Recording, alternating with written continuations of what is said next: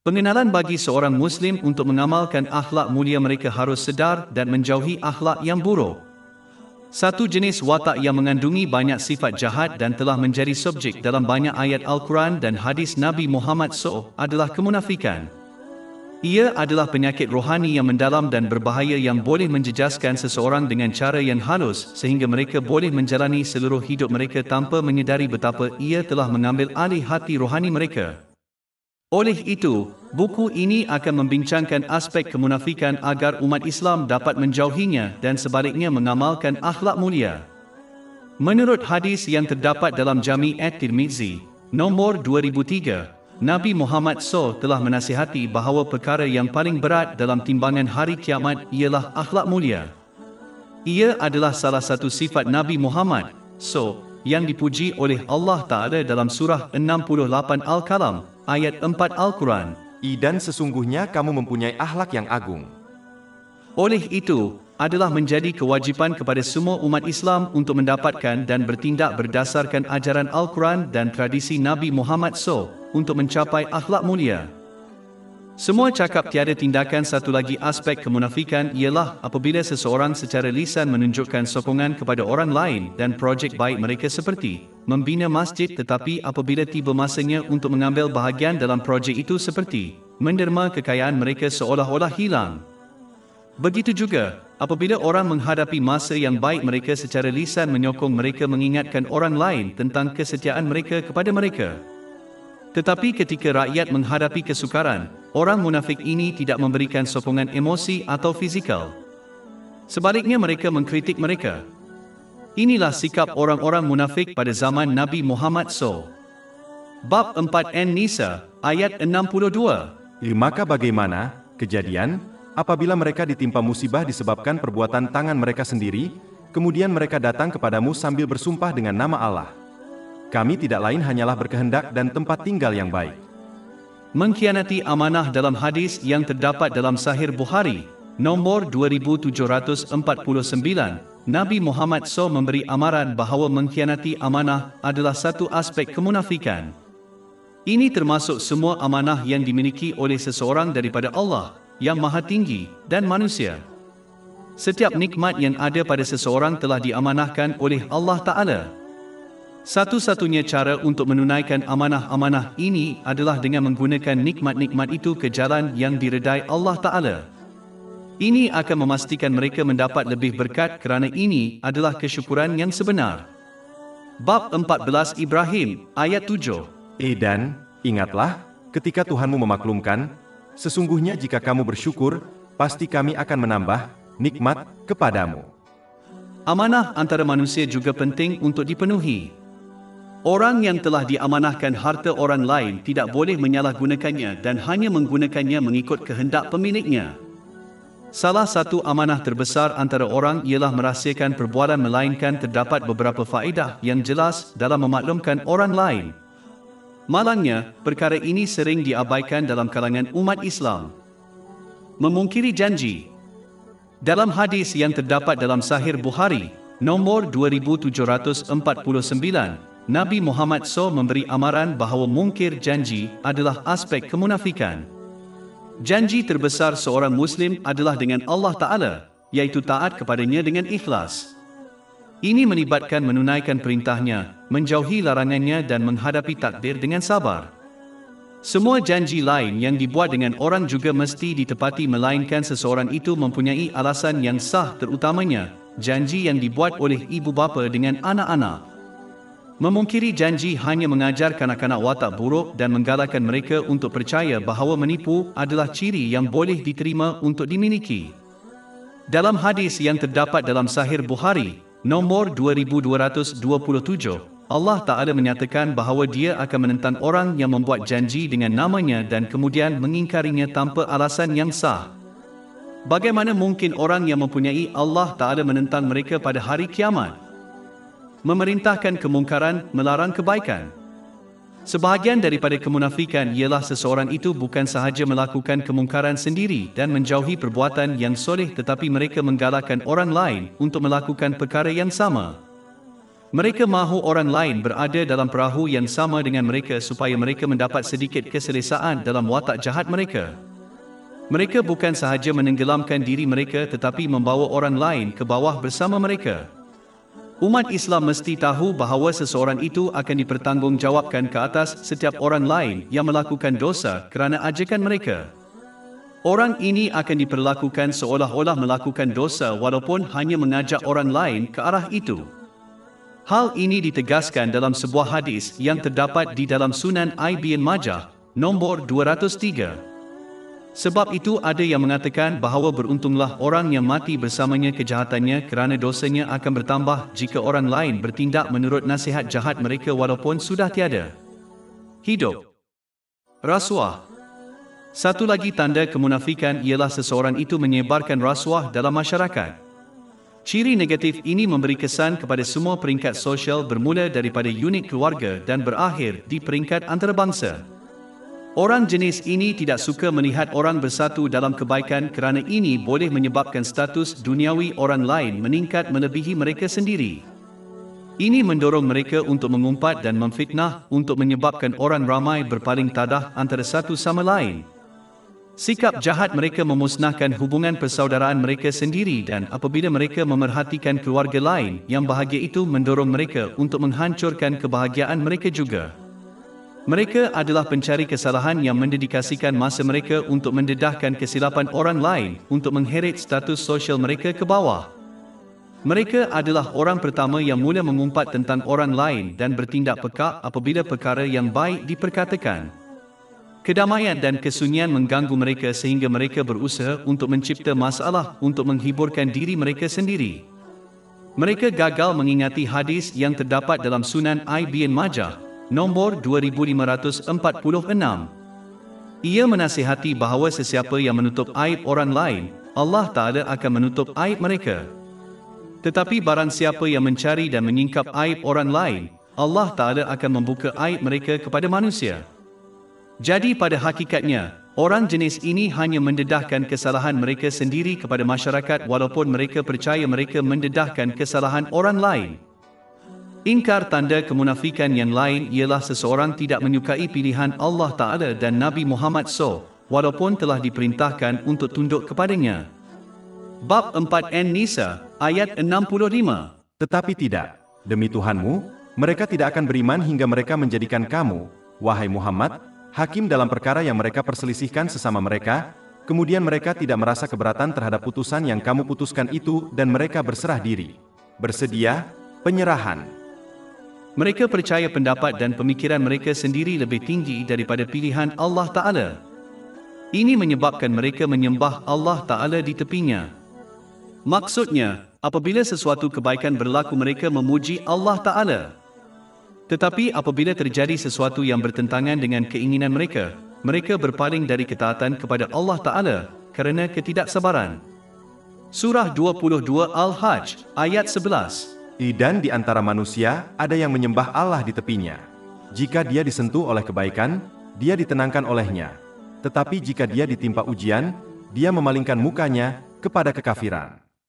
Dia telah kehilangan, ini, dunia dan akhirat. Itulah kerugian yang nyata. Seseorang tidak boleh memilih mengikut hawa nafsu mereka yang mana tradisi Nabi Muhammad SAW. Ini adalah orang-orang yang melakukan tindakan yang mereka kehendaki dan apabila mereka disuruh untuk bertindak berdasarkan tradisi yang lebih penting mereka hanya mendakwa bahawa mereka tidak wajib. Ini boleh dianggap sebagai aspek kemunafikan.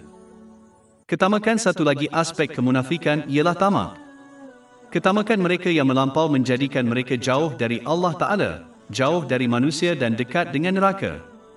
Ini telah diperingatkan dalam hadis yang terdapat dalam Jami' At-Tirmizi, nombor 1961. Mereka tidak suka apabila orang lain bersedekah kerana ketamakan mereka menjadi nyata kepada orang lain. Seperti yang dinyatakan sebelum ini, mereka juga menghalang orang daripada menderma amal kerana mereka tidak suka masyarakat melabel orang lain sebagai pemurah. Oleh itu, mereka sentiasa cuba menghalang orang ramai daripada menderma amal dengan alasan yang tidak baik seperti melabelkan badan amal sebagai penipu. Orang-orang ini harus diabaikan kerana Allah Ta'ala menilai manusia atas niatnya yang ditegaskan dalam hadis yang terdapat di dalam Sahih Bukhari, nombor 1. Maka walaupun harta mereka yang disedekahkan tidak sampai kepada fakir miskin selagi seseorang itu menderma melalui orang yang amanah, sedekah yang terkenal mereka akan mendapat pahala mengikut niat mereka. Bab 9 At-Taubah, ayat 67. Orang-orang munafik lelaki dan perempuan adalah antara satu sama lain. Mereka menyuruh kepada yang mungkar dan mencegah dari yang makruf dan menutup tangan mereka. Kejahilan orang-orang munafik adalah orang-orang yang salah menafsirkan ajaran-ajaran yang terdapat dalam Al-Quran dan hadis-hadis Nabi Muhammad SAW untuk memenuhi keinginan mereka sendiri sambil mengaku mengikuti para pendahulu yang syalih. Kejahilan lebih mereka cintai daripada mendapat ilmu yang bermanfaat. Walaupun mereka memperoleh sedikit pengetahuan, mereka akan memilih perkara yang harus diambil tindakan dan perkara yang harus diabaikan. Orang-orang ini telah diterangkan dalam Al-Quran sebagai orang-orang yang ilmunya tidak menguntungkan mereka. Surah 62 Al-Jumu'ah, ayat 5. Dan kemudian mereka gagal untuk hidup, bertindak berdasarkan pengetahuan mereka, kepadanya adalah seperti keldai yang syarat dengan kitab. Tidak ikhlas. Keraguan dan keinginan telah menguasai hati mereka sehingga mereka mengutamakan dunia duniawi daripada akhirat yang kekal. Niat mereka tidak lain hanyalah untuk mendapatkan dunia material walaupun mereka beramal soleh. Mereka gagal mengingati hadis yang masyhur yang terdapat dalam Sahih Bukhari, nombor 1, yang jelas menasihati seseorang itu akan dinilai mengikut niatnya. Mereka berkelakuan seperti orang yang soleh lagi, tidak akan mendapat balasan yang setimpal pada hari penghakiman. Mereka lebih mengutamakan kesenangan manusia daripada mentaati Allah Ta'ala. Mereka gagal memahami bahawa apabila seseorang itu bertujuan untuk mendapatkan keredaan Allah Ta'ala, Dia akan melindungi mereka daripada kemarahan manusia walaupun perlindungan ini tidak jelas. Tetapi jika seseorang memilih ketaatan manusia, mereka tidak akan melindungi mereka dari kemurkaan Allah Ta'ala. Menghina orang lain. Hadis yang terdapat dalam Sunan An-Nasai, nombor 5023, memberi amaran bahawa tanda kemunafikan ialah menghina orang lain, terutamanya apabila mereka tidak bersetuju dengan mereka. Apabila bercakap dengan orang lain, seorang Muslim tidak boleh menggunakan kata-kata kotor dan berdosa. Adalah penting untuk diingat bahawa ia hanya memerlukan satu perkataan berdosa untuk menyebabkan seseorang itu jatuh ke dalam neraka pada hari penghakiman. Ini telah ditegaskan dalam hadis yang terdapat dalam Jami' At-Tirmidhi, nombor 2314. Seorang Muslim hendaklah berpegang kepada tradisi Nabi Muhammad SAW, dengan membalas perkataan jahat dengan kata-kata yang baik, atau mereka hanya perlu diam dan abaikan orang yang mengeluarkan kata-kata kotor. Kemalasan satu lagi aspek kemunafikan ialah bersikap malas dalam perkara akidah sambil bersemangat dan responsif dalam urusan dunia. Ia sering dilihat bagaimana sesetengah orang Islam boleh bermalam dengan mudah mencari harta, tetapi jika mereka diminta untuk mengabdikan sebahagian kecil malam itu dalam ibadah sukarela seperti membaca Al-Quran, mereka mendapati ia membebankan dan tiba-tiba menjadi malas. Orang-orang yang sama ini akan dengan senang hati keluar di tengah malam untuk melancong atau berhibur, namun badan mereka menjadi seperti gunung yang tidak bergerak apabila mereka dinasihatkan untuk hadir ke masjid tempatan untuk solat fardu pagi. Mereka ini akan menumpukan masa berjam-jam untuk mempelajari ilmu duniawi yang tidak dilarang dalam Islam, namun tidak akan mendapat tenaga atau masa untuk mempelajari satu ayat Al-Quran atau satu hadis Nabi Muhammad, selawat dan salam ke atas baginda. Mereka akan menatap televisyen selama berjam-jam menikmati drama dan filem mereka yang tidak berfaedah, namun mata mereka tiba-tiba menjadi terlalu berat untuk terus terbuka apabila dijemput menonton program keagamaan yang pendek. Sungguh pelik bagaimana umat Islam menginginkan pertolongan dan sokongan yang berterusan dari Allah Ta'ala, namun mereka terlalu malas untuk mengabdikan sebahagian kecil daripada hari mereka dalam perbuatan yang diredainya melebihi solat fardu yang secara keseluruhannya mengambil masa kurang daripada 1 jam untuk diselesaikan. Umat Islam mesti faham bahawa apa yang mereka berikan adalah apa yang mereka akan terima. Jika mereka bersikap malas dan berpaling dari perbuatan-perbuatan yang diredai Allah Ta'ala, maka mereka seharusnya tidak mengharapkan pertolongan darinya pada saat mereka membutuhkan. Tiada siapa yang mengharapkan seorang Muslim untuk menumpukan sepanjang hari untuk amal soleh, tetapi seorang Muslim harus dengan tulus memikirkan jadual harian mereka dan dengan jujur menilai sendiri jika mereka mendedikasikan masa sebanyak yang mereka lakukan untuk tindakan yang diredai Allah Ta'ala. Jika seseorang dapat meluangkan masa untuk mencari harta yang tidak perlu dan menikmati aktiviti duniawi yang lain, mereka hendaklah mengelakkan kemalasan dan meluangkan masa untuk Allah Ta'ala. Mereka cepat dalam kegiatan duniawi tetapi sangat lambat dalam melakukan amal soleh. Sebagai contoh, Nabi Muhammad SAW pernah menggambarkan sikap mereka terhadap menunaikan solat fardu dalam sebuah hadis yang terdapat dalam Jami' at-Tirmidzi, nombor 160. Mereka menunggu sehingga saat yang terakhir untuk menunaikan solat fardu, bergegas. Melaluinya tanpa memenuhi adab-adabnya, seperti berhenti di antara setiap kedudukan, dan hanya mengingati Allah Ta'ala, sedikit sebelum mereka bergegas kembali ke dunia mereka. Bab 4 An-Nisa, ayat 142. Sesungguhnya orang-orang munafik itu bersangka hendak menipu Allah, sedang Allah memperdayakan mereka. Dan apabila mereka berdiri untuk solat, mereka berdiri dengan malas, menampakkan diri kepada manusia dan tidak mengingat Allah melainkan sedikit cahaya. Mereka ini sangat jarang menunaikan solat berjemaah di masjid walaupun mereka tidak mempunyai alasan yang munasabah. Sebenarnya, satu-satunya yang menghalang mereka adalah kemalasan mereka yang melampau terhadap amal soleh. Mereka menjauhi amalan soleh ini walaupun banyak hadis membincangkan kepentingannya. Sebagai contoh, Nabi Muhammad SAW pernah memberi amaran dalam hadis yang terdapat dalam Sunan Abu Daud, nombor 548, bahawa baginda ingin melantik orang lain untuk memimpin solat dan kemudian memerintahkan untuk rumah orang-orang yang jangan solat bersama jemaah di masjid tanpa sebab yang sah untuk dibakar. Malah, satu hadis yang terdapat dalam Sunan An-Nasai, nombor 850, menyarankan bahawa orang yang tidak menunaikan solat fardu berjamaah di masjid tanpa alasan yang sah pada zaman Nabi Muhammad SAW telah dianggap munafik oleh para sahabat. Semoga Allah meridai mereka, kerana ini adalah kebiasaan mereka. Berbohong. Dalam hadis yang terdapat dalam Sahih Bukhari, nombor 2749, Nabi Muhammad SAW memberi amaran bahawa berdusta adalah satu aspek kemunafikan. Pembohongan tidak boleh diterima sama ada pembohongan kecil yang sering disebut pembohongan putih atau pembohongan sebagai gurauan. Semua jenis pembohongan ini adalah dilarang. Sebenarnya, orang yang berdusta untuk membuat orang tertawa, maka tujuannya bukan untuk menipu seseorang, telah dilaknat sebanyak 3 kali dalam satu hadis yang terdapat dalam Jami' at-Tirmidzi, nombor 2315. Satu lagi pembohongan yang popular orang sering bercakap percaya bahawa ia tidak berdosa adalah apabila mereka berbohong kepada kanak-kanak. Ini tidak diragukan lagi merupakan dosa menurut hadis seperti yang terdapat dalam Sunan Abu Daud, nombor 4991. Adalah suatu kebodohan untuk berbohong kepada kanak-kanak kerana mereka hanya akan mengamalkan tabiat berdosa ini daripada orang tua yang berbohong kepada mereka. Berkelakuan sedemikian menunjukkan kanak-kanak berbohong boleh diterima sedangkan ia tidak diterima mengikut ajaran Islam. Hanya dalam kes yang jarang berlaku dan ekstrim, pembohongan boleh diterima sebagai contoh, pembohongan untuk melindungi nyawa orang yang tidak bersalah.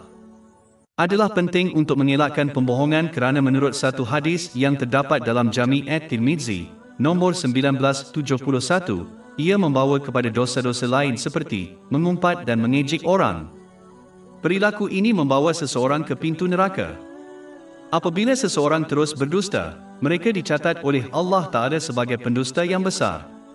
Tidak memerlukan seorang ulama untuk meramalkan apa yang akan berlaku kepada seseorang pada hari kiamat yang telah dicatat oleh Allah Ta'ala sebagai pendusta yang besar. Semua umat Islam menginginkan pergaulan para malaikat. Namun, apabila seseorang berbohong mereka dilucutkan daripada syarikat mereka. Malah, bau busuk yang dihilangkan dari mulut pendusta menyebabkan malaikat menjauhi mereka satu batu. Ini ditegaskan dalam sebuah hadis yang terdapat dalam Jami' at-Tirmidzi, nombor 1972. Lebih keyakinan satu lagi tanda kemunafikan ialah seseorang itu akan sentiasa berasa aman dan selamat daripada kuatir mereka mungkin seorang munafik. Mereka sentiasa menyatakan kepada orang lain dan menipu diri mereka sendiri untuk mempercayai bahawa mereka bertindak dengan niat yang betul, iaitu untuk mendapatkan keredaan Allah Ta'ala. Apabila disebut kemunafikan kepada mereka, mereka berpaling daripadanya dengan meyakini bahawa mereka tidak mempunyai bahagian daripadanya dalam hati rohani mereka, dengan itu mendakwa kesucian untuk diri mereka sendiri. Bab 53 An-Najm, ayat 32. Maka janganlah kamu mendakwa diri kamu suci. Dia lebih mengetahui siapa yang takut kepadanya. Sebaliknya, seorang mukmin sejati akan sentiasa takut bahawa kemunafikan tersembunyi dalam hati rohani mereka. Mereka sentiasa menilai diri mereka sendiri untuk mencari dan mencabutnya dari jiwa mereka. Bahkan apabila mereka mengerjakan amal-amal soleh seperti solat atau sedekah yang mereka takuti tidak akan diterima oleh Allah Ta'ala, kerana beberapa kemunafikan dalam niat dan amal mereka. Surah 23 Al-Muminun, ayat 60. Dan orang-orang yang memberi apa yang mereka berikan sedang hati mereka takut satu karena mereka akan kembali kepada Tuhan mereka. Orang-orang munafik tidak berbuat apa-apa dan merasa aman, sedangkan orang-orang yang beriman berusaha dalam ketaatan kepada Allah Subhanahu wa Ta'ala dengan melaksanakan perintahnya, menjauhi larangannya, menghadapi takdir dengan sabar dan masih takut gagal di akhirat. Menunjukkan mati satu lagi tanda kemunafikan ialah menunjuk-nunjuk kepada orang ramai untuk mencari kemasyhuran dan perkara duniawi yang lain. Bab 4 An-Nisa, ayat 142. Sesungguhnya orang-orang munafik itu bersangka hendak menipu Allah, sedang Allah memperdayakan mereka. Denn apabila mereka berdiri untuk solat, mereka berdiri denken malas, menampakkan diri kepada manusia dan tidak mengingat Allah melainkan sedikit cahaya. Menunjuk-nunjuk adalah penyakit rohani yang serius sehingga Nabi Muhammad SAW mengklasifikasikannya sebagai versi kecil syirik dalam hadis yang terdapat dalam Sunan Ibn Majah, nombor 3989. Malah, orang yang melakukan ini akan tidak mendapat pahala dari Allah Ta'ala, baik di dunia maupun di akhirat. Mereka akan diberitahu pada hari penghakiman untuk mencari ganjaran mereka daripada orang yang mereka bertindak untuknya, yang tidak mungkin. Ini ditegaskan dalam hadis yang terdapat dalam Jami' At-Tirmizi, nombor 3154. Bersombong sangat mematikan sehingga ia akan membinasakan seseorang tanpa mengira amal soleh yang telah mereka lakukan. Sebagai contoh, seorang yang mati syahid, ulama dan orang yang dermawan akan dihumbankan ke dalam neraka pada hari kiamat kerana menunjuk-nunjuk walaupun amalan mereka amat soleh. Ini telah diperingatkan dalam hadis yang terdapat dalam Sahih Muslim, nombor 4923. Bermuka dua tanda kemunafikan ialah bermuka dua. Ini adalah orang yang mengubah tingkah laku mereka untuk menggembirakan kumpulan orang yang berbeza yang bertujuan untuk mendapatkan beberapa perkara duniawi. Mereka bercakap dengan pelbagai bahasa yang menunjukkan sokongan mereka kepada orang yang berbeza sambil menyimpan rasa tidak suka kepada mereka. Mereka gagal untuk ikhlas terhadap orang yang telah diperintahkan dalam hadis yang terdapat dalam Sunan An-Nasai, nombor 4204. Jika mereka gagal bertaubat, mereka akan mendapati dirinya di akhirat dengan dua lidah api. Ini ditegaskan dalam hadis yang terdapat dalam Sunan Abu Daud, nombor 4873. Bab 2 Al-Baqarah, ayat 14. Apabila mereka berjumpa dengan orang-orang yang beriman, mereka berkata, kami telah beriman. Tetapi apabila mereka berjumpa dengan kawan-kawan mereka yang jahat, secara tertutup, mereka berkata, sesungguhnya kami bersama kamu, kami hanya bergurau. Jenis-jenis munafik terdapat dua jenis kemunafikan, besar dan kecil. Jenis utama merujuk terutamanya kepada mereka yang hidup pada zaman Nabi Muhammad, selawat dan salam ke atas baginda. Mereka secara zahir menerima iman sambil menolaknya dengan hati. Tujuan mereka adalah untuk mendapatkan faedah sebagai seorang Muslim, seperti harta rampasan perang, dan mereka juga ingin menghancurkan Islam dari dalam. Mereka telah dijanjikan azab yang kekal di neraka yang paling dalam. Bab 4 An-Nisa, ayat 145. Sesungguhnya orang-orang munafik itu berada di tempat yang paling bawah dari neraka, dan kamu sekali-kali tidak akan mendapat seorang penolong bagi mereka. Jenis kecil tidak mengeluarkan seseorang daripada Islam, tetapi ia juga merupakan jenis perwatakan yang jauh daripada seorang Muslim yang berjaya. Sesiapa yang meneruskannya tanpa taubat yang ikhlas mungkin mendapati dirinya menghadapi hukuman di kedua-dua dunia. Kesimpulan, seorang Muslim mesti berusaha untuk mendapatkan ilmu tentang ciri-ciri seorang mukmin yang sebenar dan ciri-ciri yang harus dielakkan seperti yang dibincangkan dalam buku ini. Selepas mendapat ilmu, mereka mesti bertindak berdasarkan ilmu mereka kerana ilmu tanpa tindakan adalah bodoh dan tidak ada nilai. Semua ini mesti dilakukan dengan niat yang betul. Skim sebabnya dikatakan, semuanya dalam bahaya kecuali orang yang berilmu. Dan orang yang berilmu berada dalam bahaya kecuali orang yang beramal dengan ilmunya. Golongan ini semuanya berada dalam bahaya kecuali mereka yang beramal dengan niat yang betul, iaitu untuk keredaan Allah Ta'ala. Dan golongan ini berada dalam bahaya kecuali orang-orang yang dirahmati Allah Ta'ala.